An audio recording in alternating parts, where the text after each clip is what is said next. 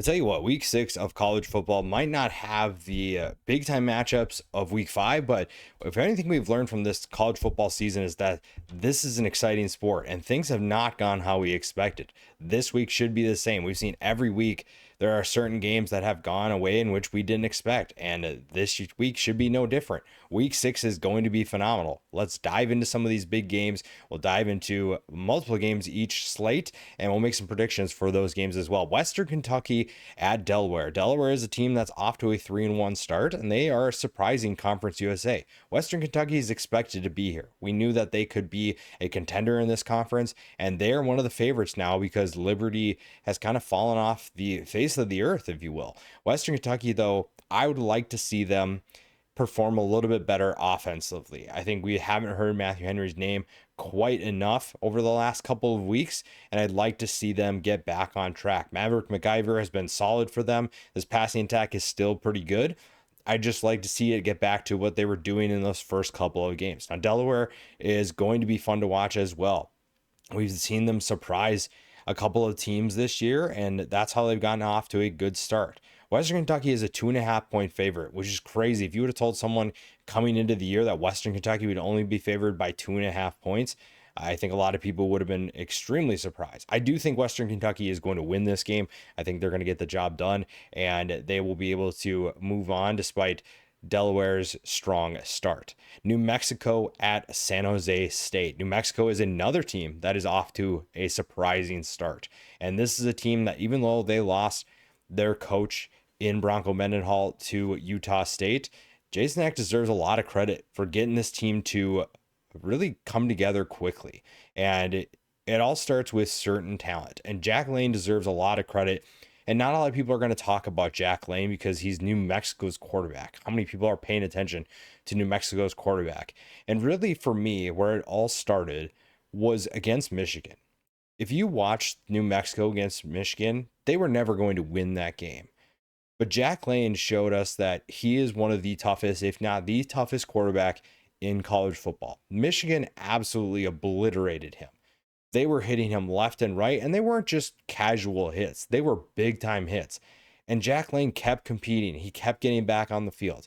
And that told me a lot about his heart, about his character. And it just came down to, are you going to be able to play at a Division I level where you can make plays enough to win football games at a high level? And we're starting to see that a little bit more. Last week was a big week for him, and New Mexico is in a pretty good place because of that. San Jose State is favored by 2.5. Now, the Spartans are not off to a good start. This is not a good start for this team at 1-3, and they are looking to bounce back. New Mexico is going to make that challenging. If Walker Ige can find a way to break through, he's got a good wide receiver in Danny Scudero. If they're able to connect early and often, then San Jose State will be in good hands. I do think that the Spartans take care of business here. I think they're going to be able to win. Their offense is just so explosive when they're playing at the right level.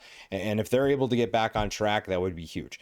West Virginia at BYU. Nobody's really picking West Virginia to win this game. BYU survived against Colorado this past weekend, and they're going to benefit from playing at home a lot more than they would obviously on the road. It's going to be good to get back into their home stadium and get back on track. West Virginia has been up and down, more down so than up. But it's been an interesting team to pay attention to and what Rich Rodriguez is going to be able to do long term. Colorado State at San Diego State. San Diego State is a 5.5 point favorite, and Colorado State's trying to figure out who's going to be their quarterback. We've seen a couple of options so far. That's going to be a big question mark, and the offense really needs to sort things out if they're going to be competitive in this conference. San Diego State survived a tough test against Northern Illinois. We talked about how that was going to be a challenge for them and how it was going to test them as a team. They survived that test with a 6-3 win, and now they're looking to get back on to a better track and win hopefully more comfortably if you're an Aztecs fan. I do think they'll be able to win this one. I like what Sean Lewis is doing, and if you're looking for a guy that's going to be on a lot of head coaching boards, Sean Lewis is someone to pay attention to.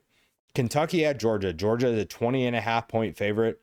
And honestly, I feel bad for Kentucky. This is a game where Georgia might just absolutely take it to Kentucky.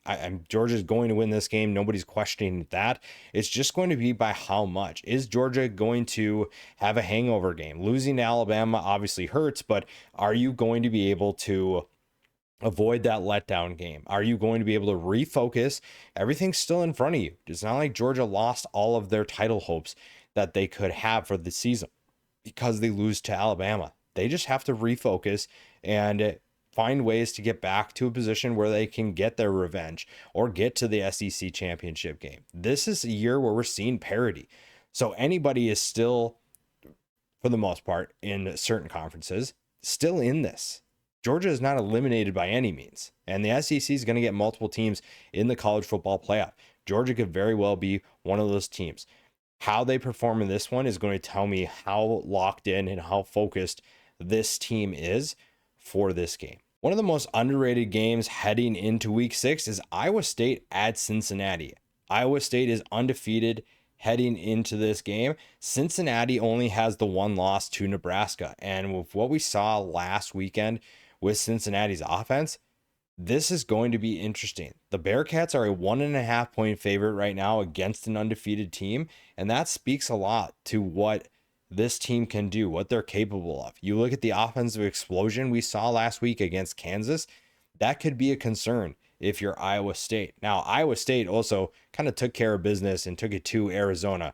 That was a game that I thought was going to be much closer, and the Cyclones essentially just left no doubt about that game. They were very dominant at times, and they made sure that Arizona didn't feel like it had a chance. And part of that's the offense, part of that's also the defense. I think if you're Iowa State's defense, you are going to have to figure out, how do we lock in and slow down Brendan Sorsby?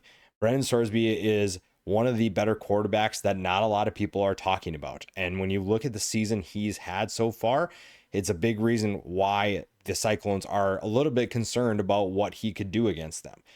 69.2% completion percentage, 1,043 yards, 10 touchdowns to just 1 interception.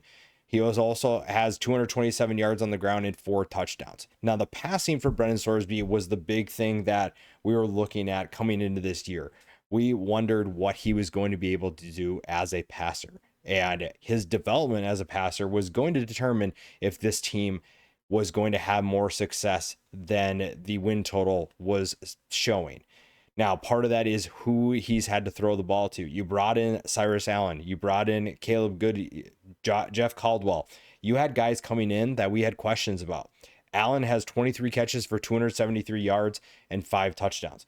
Goody's second on the team with 251 yards. He's averaging 19.3 yards per catch. Caldwell is a guy that we saw come in and they wanted him to be a big play threat, averaging over 16 yards per catch. He's been kind of like that. Joe Royer was a returnee that we knew could be potentially good.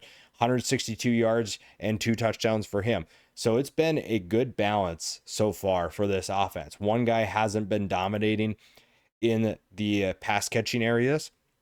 So you feel good about what Brendan Sorsby has with him. Now, Sorsby does lead the team in rushing as well, but bringing in Tawi Walker to join Evan Pryor in that backfield has also yielded good dividends as well. Walker's averaging 5.3 yards per carry, and he leads all running backs with 3 touchdowns. That's a good 1-2 punch for Cincinnati, and that's going to give them opportunities to continue making plays and balance this offense out. Now, last week we saw the passing attack shine, but that doesn't mean that the defense or the rushing attack can't do their job as well. The defense is also going to have to find ways to be physical up front. Now, we have seen a defense that has learned to play without Dante Corleone, which has been unfortunate, but sometimes that just is what it is. Sometimes your best player isn't able to go, and you have to find guys to step up in his place. Now, we knew that the linebackers were going to be solid. We knew that they were going to give you a level of play that you expected. You just want to see the defensive line maybe take a little bit of a step forward, because when you look at who's been doing work, the tackles for loss and the sacks have been largely coming from the second and third levels.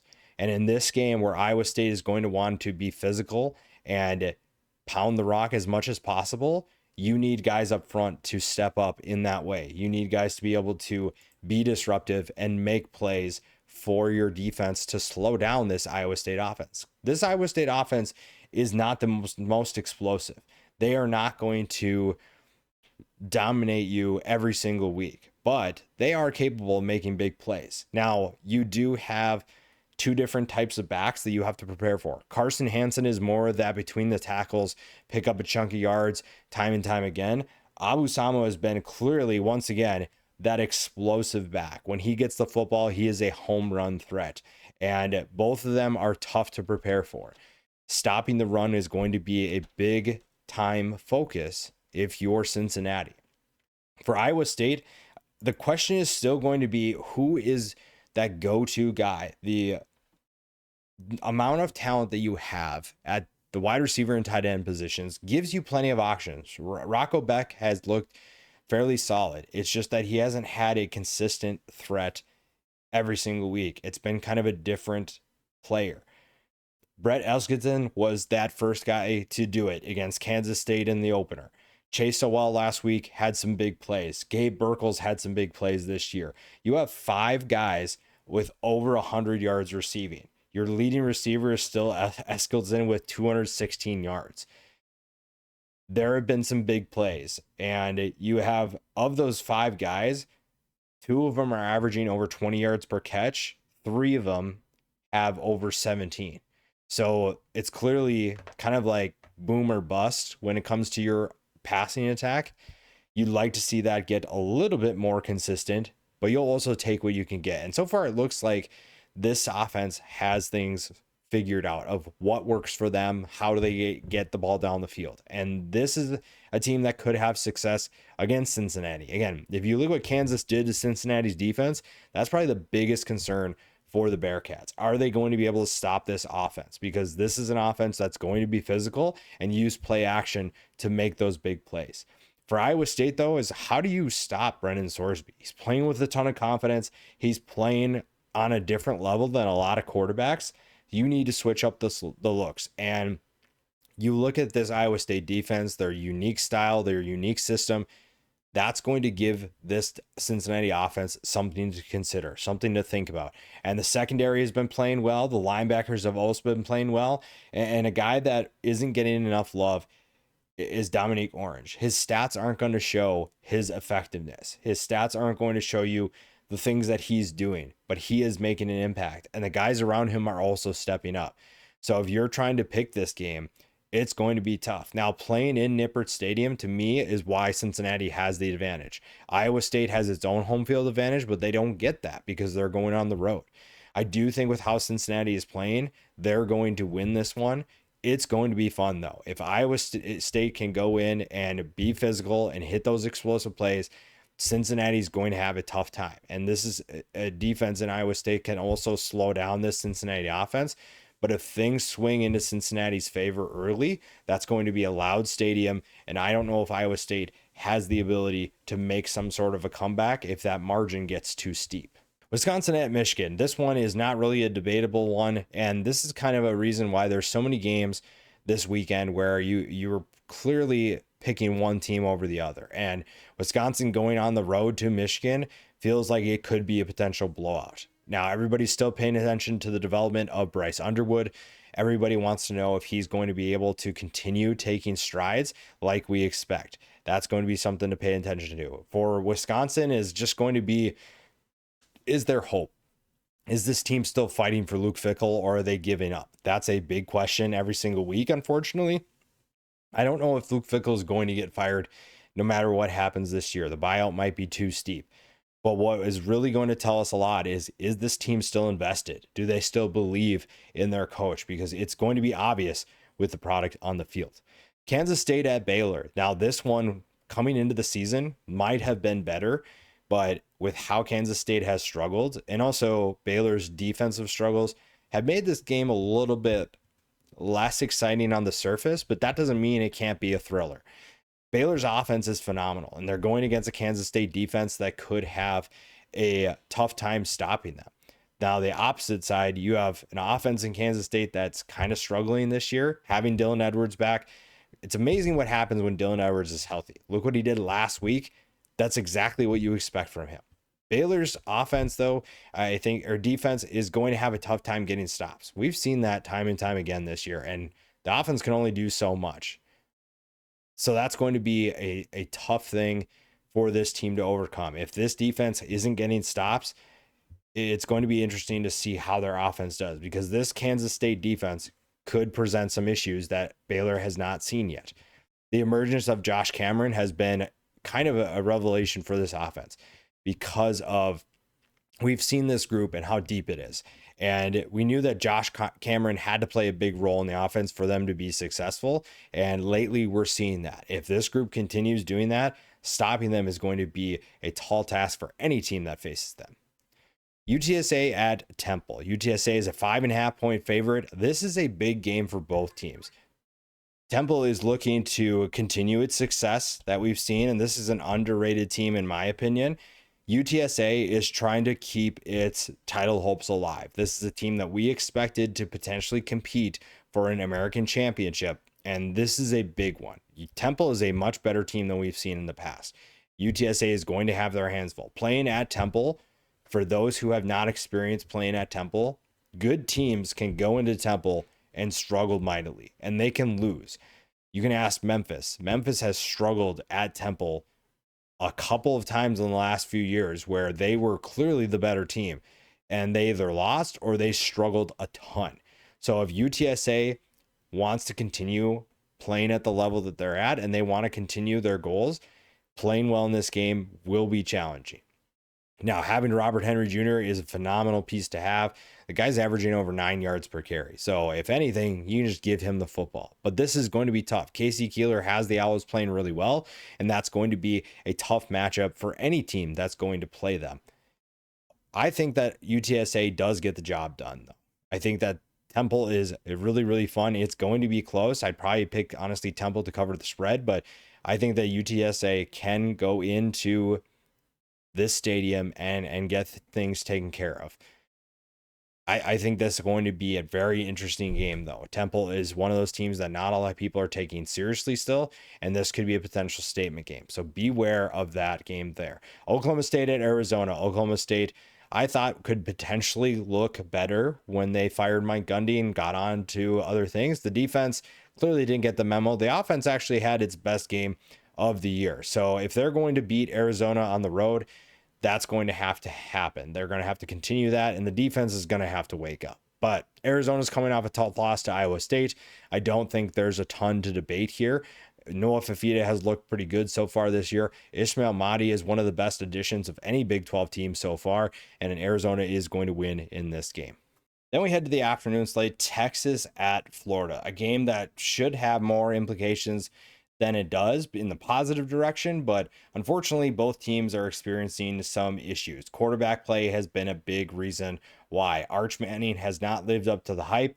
Last game we saw him play with some confidence, but it was also against Sam Houston. So far everybody's had confidence against Sam Houston, so that doesn't really do anything for me. That doesn't tell me anything. The defense, though, deserves a lot of love. Texas is a 6.5 point favorite, and the reason why it's not more is because they have offensive struggles. This defense is a reason why they have that 6.5 point edge, and if the offense was playing at the level of the defense, this would be double digits easily.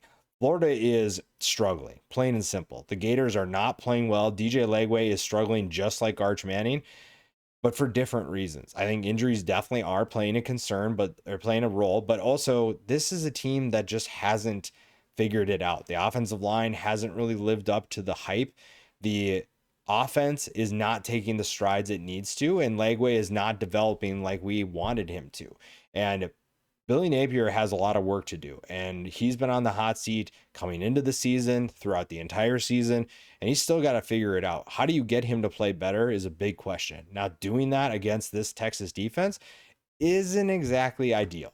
That's not the most ideal way to get your quarterback on a level that you need him to be, and that's going to be tough. Now, the game is in Florida. We've seen weird things happen in the swamp before, but it's in the afternoon. I don't know if we necessarily are going to see anything crazy. I do think that Texas is going to take care of business, mostly because the defense is going to take away whatever Florida really wants to do. That Texas defense is legit. And if anything, they're just going to keep this low scoring and let their offense score just enough points to win this game. Vanderbilt at Alabama. This game should sound familiar based off what we saw last year. And if you don't remember last year, I highly recommend going to watch what Vanderbilt did to Alabama. Now, this was a game after week one. I think a lot of people would have put Vanderbilt as the favorite. I think a lot of people would have had more confidence in Vanderbilt as the better team. After last week, though, not so sure. Alabama's a 10.5-point favorite. And this is a team that looked really bad in week one, and they looked really good last week. They looked really good in the first half. They took care of business, and now they face a Vanderbilt team that's 5-0 and averaging 49 points per game. Vanderbilt is fourth in scoring. The Vanderbilt Commodores. This isn't the Vanderbilt team that we once knew 10 years ago. Clark Lee has turned this program around in a big way, and there's a reason why this program has hope in this game, and it's because of Lee's leadership. It's also because they brought in the right guy in Diego Pavia. Vanderbilt's success has largely surrounded Pavia's arrival and his success as a quarterback, his consistency as a quarterback. He's clearly a great leader. He's clearly a good quarterback that understands the system, a system that's a little bit difficult to defend. And he's a big reason why they have confidence that they can go into Tuscaloosa and potentially win this game. This isn't an Alabama team that we've seen in the past. It's still going to be a tough team to beat, and Vanderbilt thinks that way. They believe that they are going to be able to win this game. They have the right people in place. They have good depth at multiple positions on both sides of the ball. They feel like they have what it takes to win this game, and Pavia is a big reason why. Kid's tough as nails. He's smart with the football, and he's a competitor. You look at, I don't want to even compare him to that, but if you look at what Tim Tebow did for Florida, and I'm not saying Diego Pavia is Tim Tebow by any means, the talent level is just different. But in terms of competitiveness and when you need a play, who's going to step up, Diego Pavia has that fire in him.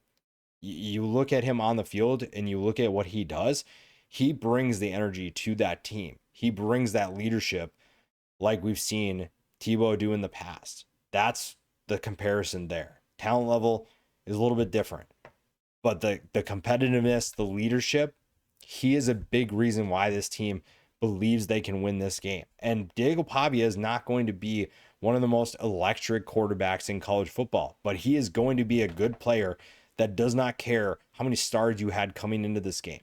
He is going to challenge you, and he is going to make sure that you know what you're in for, that you're in for a long day, and he's going to make sure that your life isn't fun for however long this game is going to be. Now, the defense deserves some credit for this as well. This is a defense coming into the year that we knew could have a potential impact on this team for this season. The defensive line was going to be a fun group. I talked about that coming into the year, that this defensive line has the tools to be dangerous, that has the tools to shut down other teams. And so far, we're seeing some disruptive plays. The defensive line has played really well. The linebackers are doing what we expected them to do. And we also saw a secondary that had maybe some questions, but also plenty of reasons to be excited, play at the level that they need to complement those first two levels. Now you're facing an Alabama team and Kalen DeBoer, who appears to have things dialed in with Ryan Grubb and the play calling on offense. That's going to be tough. Now, stopping Alabama's offense, we saw last week just how difficult that is. We saw that, yes, people are so focused on Ryan Williams for the most part that you almost forget that Isaiah Horton is a thing, that he is a player that can make you pay. Everybody knows that Jeremy Renard is playing at a level that is worth paying attention to. We've seen what he can do consistently. He's been the most consistent wide receiver for this offense.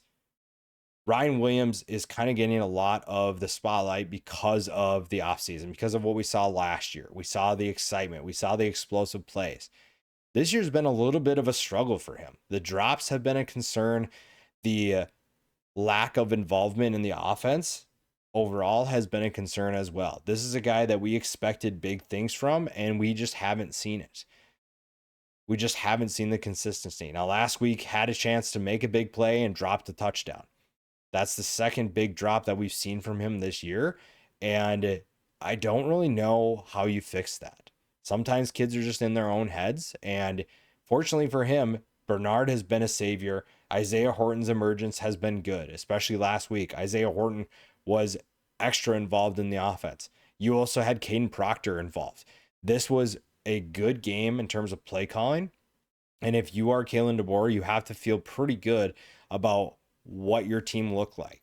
Now, a big reason for that is Ty Simpson. Ty Simpson has looked really good for Alabama. He has settled into his role. We moved on from the first week where he had his struggles, and he's been playing really well. Now, two of those games were against weaker competition, but he also did some good things against Georgia. He did some explosive things, made some nice throws where you kind of have concerns facing Alabama now if you're an opposing team. The opposition is going to have to worry about him because he's playing with confidence, and his wide receivers are helping him with that. Now, you'd like to see Alabama sustain something that resembles more of a consistent rushing attack, especially against this Vanderbilt defense. But for now, you're just trying to find ways to win. And this is a Vanderbilt team that is scrappy, that is tough, and is going to really not care that they're going on the road. They do not care about what environment they're in, what place they're playing. They have the mentality of, we're going to go hit you in the mouth and see how you respond. They don't care if you're Alabama. They don't care if you're Georgia State. They are going to try and send a message to a team, even if they're better than them. Vanderbilt does not care. Now, Alabama being a 10.5 point favorite is kind of surprising, which is weird to say for a lot of different reasons. I think that Alabama is going to get the job done here. I think that they're going to win, but I wouldn't count Vanderbilt out. I would count this as a close game. I would take Vanderbilt plus 10.5, honestly, because that seems like way too high of a line. This is going to be a back and forth battle, and that's what's going to make it fun. Kalen DeBoer versus Clark Lee, that's going to be a battle. Offensive mind versus defensive mind. That's going to be so much fun. And whichever team wins this one, we're going to learn a lot about them. And we're also going to make some assumptions about what they're going to look like for the rest of the year. I'm going to lean with Alabama right now, but I think this one is going to be really fun to watch, a close matchup, and it's going to be back and forth that maybe comes down to the wire. Boise State at Notre Dame. Notre Dame is a 20.5 point favorite, and I have some big time concerns if it's Boise State. I have a lot of concerns about this game for them and how quickly it could potentially get out of hand. You look at what Boise State did last year. You go to the college football playoff and you compete as hard as you can and come up short against Penn State. Now you don't have Ashton Jeanty, a big reason why you had success against Penn State, as little success as you might have had. You also don't have an offensive coordinator that was dialing things up. So I'm very curious to see how Boise State competes in this game. Are they going to be able to hang around long enough to make Notre Dame sweat? Or is Notre Dame, who just destroyed Arkansas, going to destroy Boise State as well? That is a big time question. Now, Dylan Riley's emergence has been really nice for this offense. 360 yards so far this season, 5 touchdowns. He's averaging 7.5 yards per carry. Notre Dame is going to test Maddox Madsen, plain and simple. Madsen has to play his best and has to play at a level that keeps them in this game. If he's turning the ball over, it's going to be a long day. And Notre Dame is about as locked in and focused as they've been this year. The first 2 losses were not great. And Marcus Freeman's team knows that there are thin margins to get to the college football playoff. They have to make statement after statement against inferior competition in order to make sure that they have a chance to make the playoff. Boise State is a team that wants to make the college football playoff as well. They are not eliminated. The group of 5 spot is about as wide open as any other spot is in college football. Boise State definitely has the talent to make a run in the Mountain West and win that conference and get there. So if you're Notre Dame, you want to put this away early. You want CJ Carr to have confidence and make some big time throws. You also want to get Jadarian Price and Jeremiah Love involved in the rushing attack. If you're able to do that, This game should be over by halftime, and it's going to be a good statement win for Notre Dame. Again, I do think Notre Dame wins. I don't know if Boise State has what it takes to keep this one close, and it's at Notre Dame, so you know that that environment is going to make things a lot more difficult. Virginia at Louisville. Louisville is a 7-point favorite. Virginia is coming off that upset win over Florida State, and everybody immediately goes to, is this going to be that hangover game? Is it a letdown game for Virginia?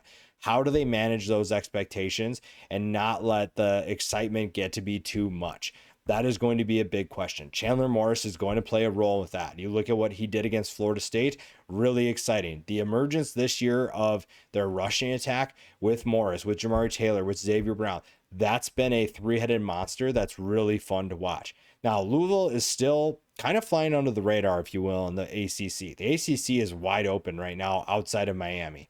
I think everybody's kind of competing for that second place spot, and it'll be fun to see if either of these teams are going to be able to do that. Miller Moss has to step up. Miller Moss has to play better if this Louisville Cardinals team wants to be relevant in that conversation.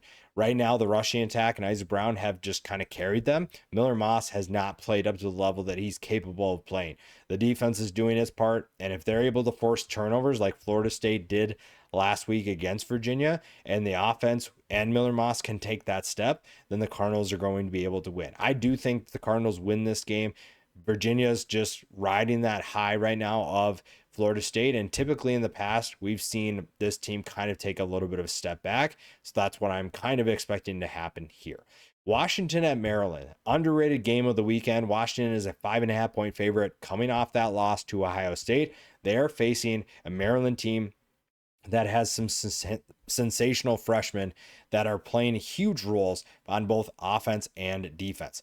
Malik Washington is really fun, and if his wide receivers would catch more passes, this offense would be even more dangerous than it already is. On the opposite side of the ball, Sidney Stewart has been really fun. They have a couple of freshmen that have made big plays for them, and it's been a big reason why Maryland has the success that it's seen so far. Now, if you're Washington, you're looking to bounce back. You cannot afford, even though it's a cross-country trip, you have to find a way to move on from the Ohio State loss. It wasn't, at least it shouldn't be, an emotional loss. It wasn't like you were super invested and everything was just in front of you and you just fumbled it. Ohio State was the better team, plain and simple. Part of that is going to be on the offense. Damon Williams has to bounce back in a big way. Not his best statistical game against Ohio State, but he did make some good throws. Same with Jonah Coleman. We saw some bursts against Ohio State's defense, so this team can make plays. Now, when it comes to winning on the road and across the country, that's going to be a challenge. I think that the Huskies are the more talented team, and Malik Washington, while he's had a good year so far, is going to have probably his toughest test yet. To be able to face this Washington defense, we'll see if Zach Durfee's able to go, but Malik Washington is going to have a tougher time against Washington, and for that reason, I'm going to give Washington the edge here. Syracuse at SMU. SMU is a 16.5-point favorite.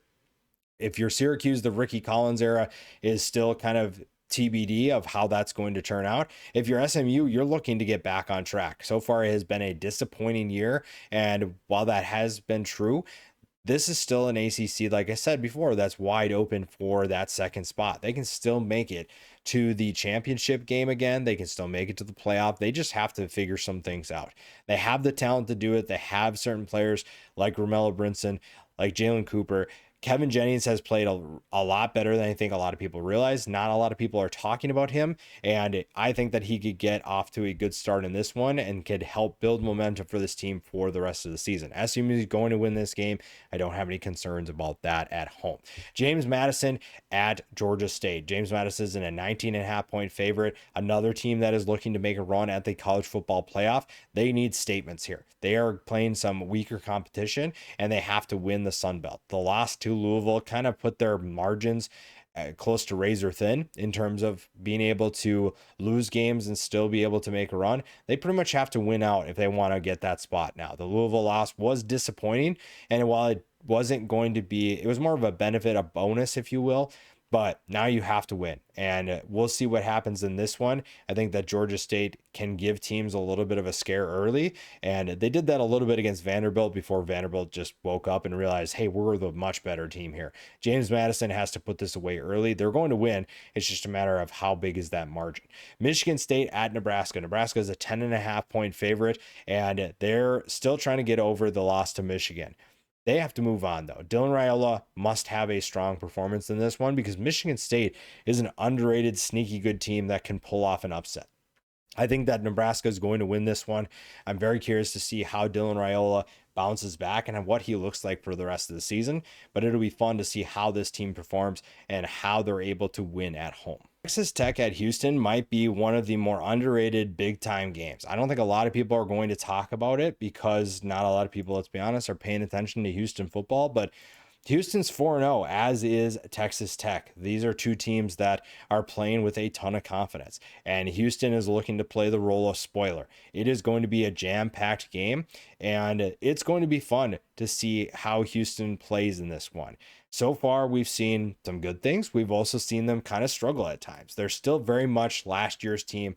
In this year's team, you can kind of see it with some of their lapses, but you also know that this is a much different team than last year. Connor Wegman is playing with a ton of confidence. He is playing much better than I think a lot of people realized he was going to be able to do. 839 yards, 6 touchdowns, 1 interception. He has also been a factor as a runner, 40 carries for 141 yards and 4 touchdowns. Dean Connors has led the way for this rushing attack, which when we came into this year, we knew this position had depth, but we also knew that Dean Connors coming into this program was going to play a role. Now, I thought that he was going to be the alpha of this group, and so far that has been the case. 67 carries for 324 yards and 3 touchdowns. They've also gotten him involved in the passing attack, so that's another element that Houston has as well. The wide receivers have kind of been balanced. Stephon Johnson Jr., Amari Thomas, those have been the 2 wide receivers that have stepped up the most. Johnson's averaging 29.4 yards per catch. Tanner Kozio has been a nice addition for this team as well. Now, it's not the most formidable passing attack, but it is one that can get the job done. Where we've really seen Houston succeed is on the defensive side of the ball. This is a group that is playing with a ton of confidence, and they are disruptive. They have found ways to be a lot better than I think a lot of people thought they were going to be. That's going to be really fun to watch if you're a Houston fan. Carlos Allen has been a big time leader for them on the defensive line. You've also seen guys like Eddie Walls, Khalil Lafau. Those guys have played at a high level. Now behind them is where we've seen some different things. We've seen the linebackers play pretty well. The secondary is maybe where you have a few questions, which is probably the biggest concern if you're a Houston fan for this game. Texas Tech's passing attack is going to challenge you. It's going to provide obstacles that you have not hurdled yet this year. It doesn't matter who's playing quarterback. We'll dive into the quarterback situation at Texas Tech in a little bit. The biggest concern for Houston is how does this secondary hold up against that passing attack? Because Houston's offense is not designed to play in a shootout with a team like Texas Tech. They're meant to be efficient and effective with their opportunities. And doing that against Texas Tech's defense will be a challenge. That's a defense that is playing with a tenacity that we have not seen at Texas Tech for quite some time. The defensive line is a problem, and Houston's offensive line has their hands full coming into this one. So it'll be interesting to see how they handle that challenge. Now for Texas Tech, the biggest thing here is you have the win against Utah, and Baron Morton goes out with an injury. Will Hammond comes in and plays pretty well once he finds his footing. How they're going to utilize both quarterbacks will be interesting. Morton, to me, is still the better quarterback. Even though Will Hammond played well, Baron Morton, to me, gives them the best chance to win. He has the higher ceiling of the two right now, and I think they have to play the two accordingly. Will Hammond had a good moment and had a good game, but I think that you're still going to go with a guy that gives you the best chance to win. And had he stayed in for that Utah game, I think Texas Tech would have won regardless. But it'll be fun to see how they use both guys. Will Hammond gives you a different dynamic to that offense. He gives you that dual threat that can make the throws, but he can also take off with his legs. That's going to be really fun. And that's a fun element, especially because you don't have Quinton Joyner. You lost him for the season. And while Cameron Dickey and Jacoby Williams and Adam Hill have played fairly well so far this year, Hammond gave them that element that we haven't seen. And Morton doesn't have that. But again, Morton gives you that best chance for success.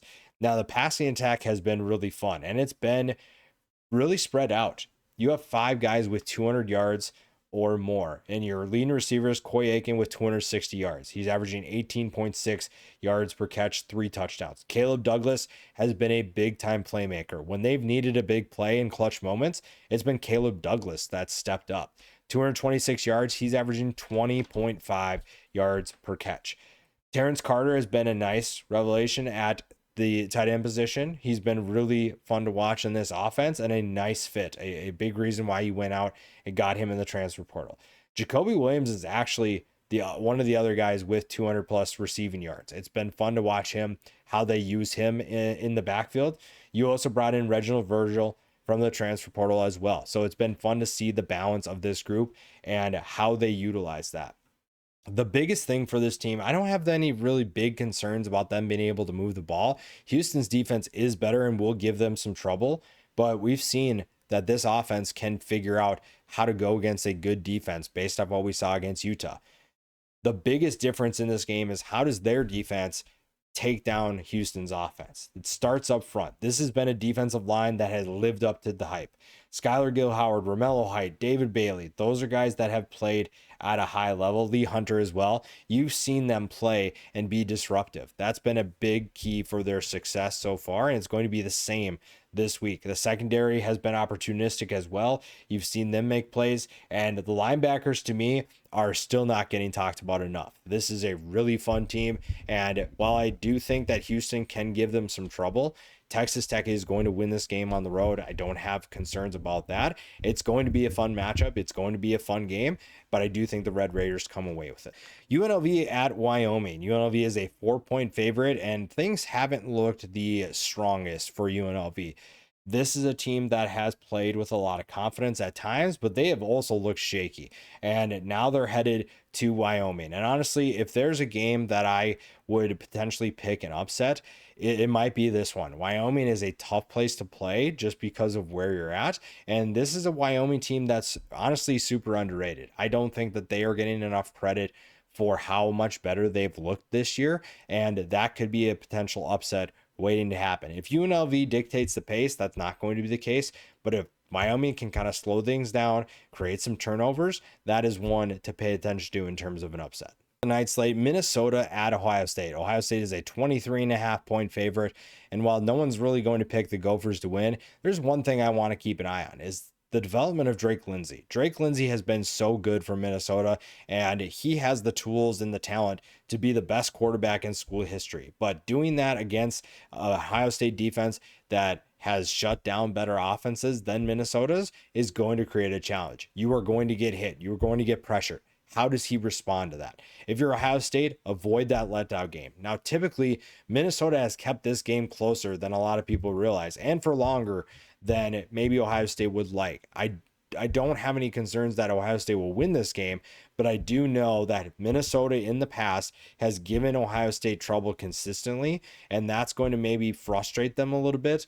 But again, Ohio State's going to pull away, in my opinion. I don't think that there's going to be any chance of an upset. It'll just be how long can Minnesota hang on? Because in the past, they've done that, and it's been very frustrating if you're a Buckeyes fan.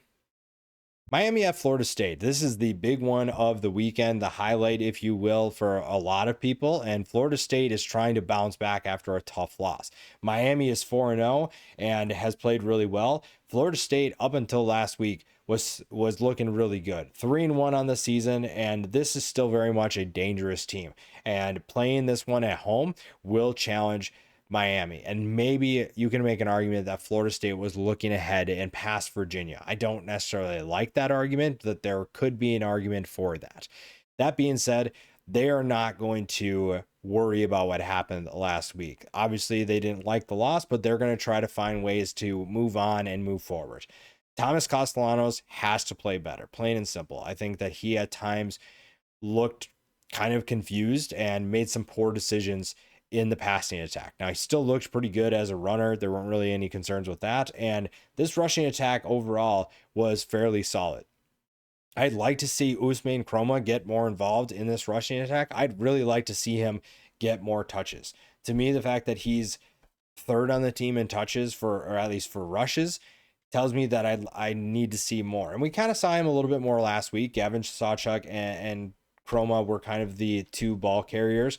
I really like what they're doing with Kai Danzy. I think that they have a lot of different weapons that are going to give Miami a lot of trouble. And this is going to be fun for Florida State's offensive line. You are facing one of the best defensive lines, well, really for both lines of scrimmage for both teams.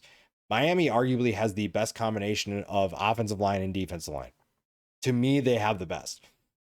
And I think to a lot of other people.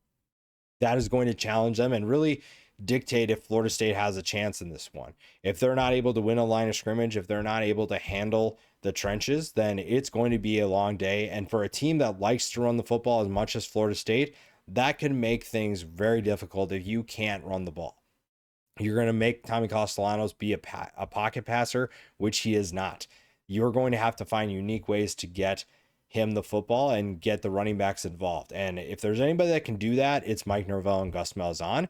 But doing that against this Miami team is their most difficult challenge yet. Doing against Alabama, after what we've seen so far, not really, I want to say not difficult, but it's definitely not going to be nearly as easy this week against Miami. Now, how do you get Deuce Robinson more involved? So far, he has easily been their best receiver, and he is honestly the only real consistent threat. Now, again, Danzy is utilized quite a bit. He's averaging 24 yards per catch, but only has 7 catches. Robinson's the only other wide receiver that has over 100 yards. So how do you get other guys involved? Or how do you force feed Deuce Robinson against this Miami secondary? I think that this secondary has definitely some weaknesses in it that you could potentially exploit. The problem is Castellanos going to have time to throw? That's probably the biggest question you have for this game. Now, if you're Florida State, you also have a defensive line that can make life difficult for Carson Beck and that Miami offense.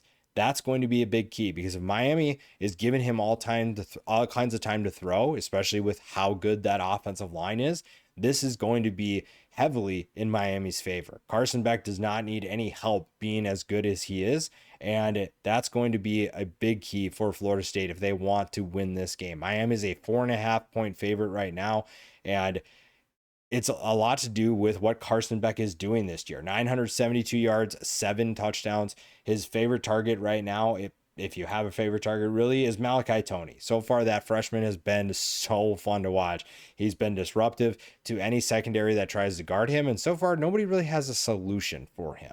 Now, you do have CJ Daniels and Keelan Marion that are also playing big roles in this offense, but it's truly been Malachi Toney that's been that go-to guy.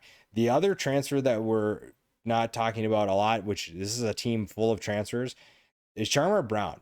That's been an underrated addition for Miami. 49 carries for 206 yards and 4 touchdowns. He's second on the team in carries, rushing yards, and rushing touchdowns. They've also gotten him involved in the passing attack. That's a guy who I don't think we're talking about enough, mostly because Mark Fletcher is getting those carries, those RB1 carries, if you will, and Brown comes in as that complementary back. But I think he has been a really nice player for them to get, and he's been a really good fit for this offense. Now, the defense is going to be really fun to watch, and how well they limit Florida State's rushing attack will dictate the outcome of this game. Ruben Bain has been an absolute monster. Definitely deserves to be in the Heisman Trophy conversation, but I don't think a lot of people really are paying attention because you don't really watch defensive line. Nobody really does, let's be honest. And people are going to vote for Carson Beck probably more than Ruben Bain, but Ruben Bain has been as disruptive as you can be. I think that Akeem Mesidor deserves a lot of love, and I think that one of the things that Corey Heatherman's been doing is putting them on the same side. They have been lining up in so many different combinations that Florida State probably hasn't seen. And putting Mesidor and Bain on the same side gives you something to worry about, because both of them can play on the edge, but both of them can play tackle. They have the size of a tackle, but they have the ability to play on the edge. That gives you a flexibility that not a lot of people have. Not a lot of defense coordinators have guys that can do that. And that's going to be able to give you an advantage that I don't think a lot of people realize they have.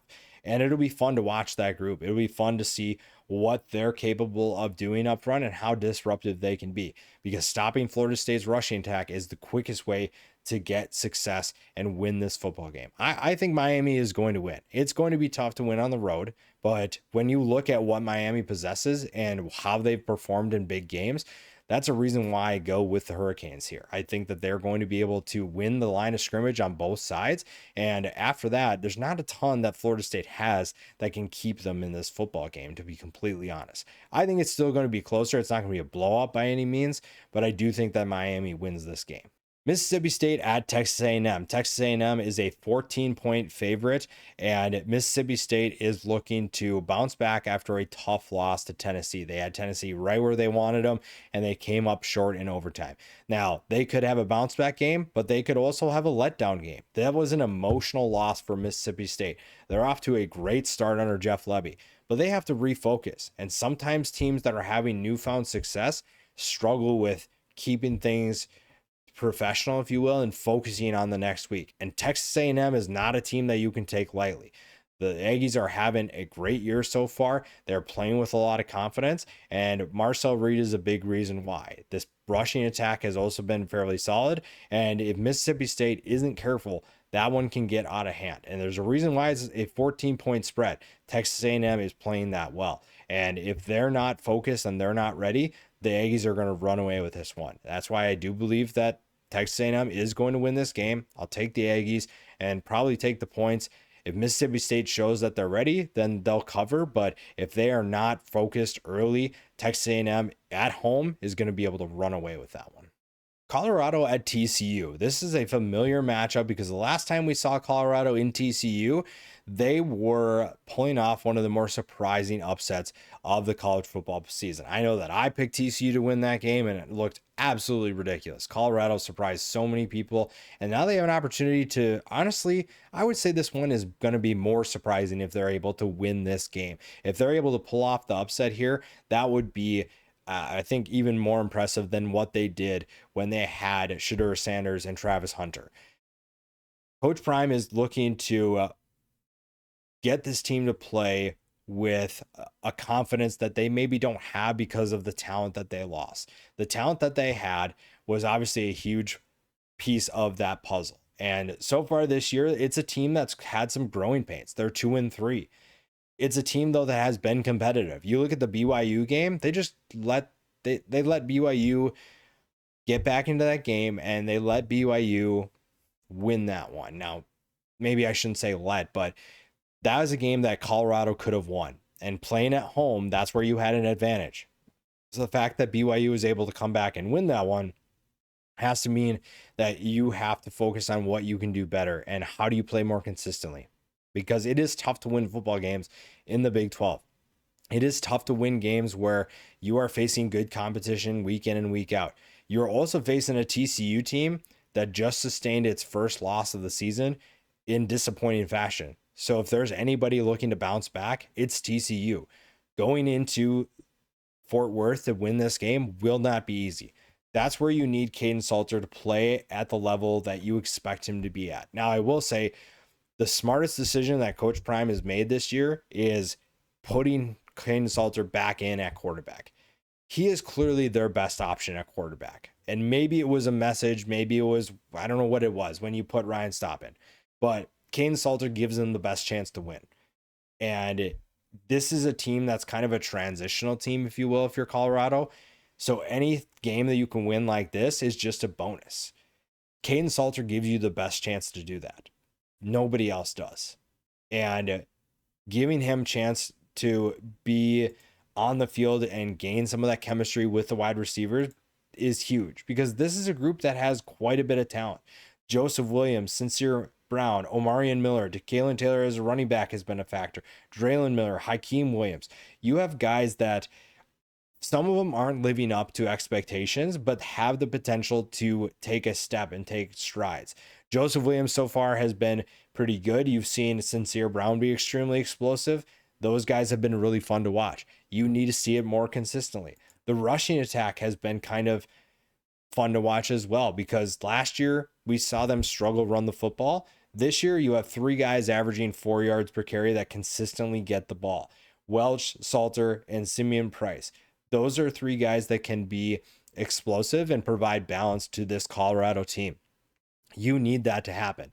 You need that in order to be able to compete, because TCU is going to be able to put up points. And when you look at what Colorado's done this year, their defense hasn't been elite. They haven't been bad, but they haven't been elite. So it's not like they're just going to walk on the field and shut down this TCU offense. Stopping Josh Hoover isn't easy, nor is it fun for anybody that has to do it. Hoover is extremely efficient with the football. And while last week wasn't his best performance, I fully expect him to bounce back. Now, part of that kind of is determined by if Eric McAllister is back. Same thing with Kavorian Barnes. What are they going to be able to do in terms of recovery? Eric McAllister sat out the entire second half last week against Arizona State, and it was very obvious that his presence wasn't on the field. Now, Jordan Dwyer and Joseph Manjack did what they could. DeAndre Rogers has been a nice emergence for this offense, but they need Eric McAllister. He's clearly the most explosive player on this team, and he gives them a good complement to Dwyer and Manjack. If you're able to have him on the field, you get a lot more explosive plays. And Josh Hoover is going to get a guy that's reliable and can take the top off the defense and make Colorado worry about what they're going to do, which opens things up for the rest of the team. Now, the biggest thing, the offense is going to score points. I don't have any concerns about that, regardless of if McAllister is on the field. But the defense has to play better. Part of the reason why Arizona State was able to come back last week is because the defense couldn't get stops when they needed to. Now, turnovers did play a part, but the defense needs to play a role, and you can't afford to drop opportunities. Now, Bud Clark is one of the most sure-handed defensive backs in the entire country, but he dropped a big-time interception last week that could have changed the outcome. You know that he remembers that. You know that he knows what happened. So I'm very curious to see how he and that group bounce back. TCU, like I said, is the better team in this one. However, they were considered the better team when Colorado came in here last time and won. This just feels a little bit different. If Colorado can be a little bit more consistent on offense and Salter finds that chemistry and finds those explosive plays with his wide receivers, they have a chance. However, I think TCU bounces back. I think they get back on track and get back to their winning ways. And the line's 13.5.